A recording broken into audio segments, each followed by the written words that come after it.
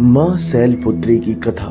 माँ शैलपुत्री सती के नाम से भी जानी जाती है। इनकी कहानी इस प्रकार है। एक बार प्रजापति दक्ष ने यज्ञ करवाने का फैसला किया। इसके लिए उन्होंने सभी देवी देवताओं को निमंत्रण भेज दिया, लेकिन भगवान शिव को नहीं। देवी सती भली भांति जानती थी कि उनके पास निमंत्रण आएगा, लेकिन ऐसा नहीं हुआ। वो उस यज्ञ में जाने के लिए बेचैन थी, लेकिन भगवान शिव ने मना कर दिया। उन्होंने कहा कि यज्ञ में जाने के लिए उनके पास कोई भी निमंत्रण नहीं आया है और इसीलिए वहां जाना उचित नहीं है। सती नहीं मानी और बार बार यज्ञ में जाने का आग्रह करती रही। सती के ना मानने की वजह से शिव को उनकी बात माननी पड़ी और अनुमति दे दी। सती जब अपने पिता प्रजापति दक्ष के पास पहुंची तो देखा कि कोई भी उनसे आदर और प्रेम के साथ बातचीत नहीं कर रहा है। सारे लोग मुंह फेरे हुए और सिर्फ उनकी माता ने स्नेह से उन्हें गले लगाया।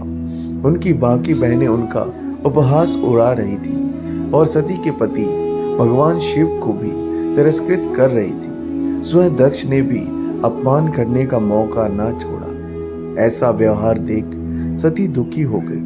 अपना और अपने पति का अपमान उनसे सहन न हुआ और फिर अगले ही पल उन्होंने वो कदम उठाया जिसकी कल्पना स्वयं दक्ष ने भी नहीं की होगी। सती ने उसी यज्ञ की अग्नि में खुद को स्वाहा कर अपने प्राण त्याग दिए। भगवान शिव को जैसे ही इसके बारे में पता चला तो वो दुखी हो गए। दुख और गुस्से की ज्वाला में जलते हुए शिव ने उस यज्ञ को ध्वस्त कर दिया। इसी सती ने फिर हिमालय के यहाँ जन्म लिया और वहां जन्म लेने की वजह से उनका नाम शैलपुत्री पड़ा।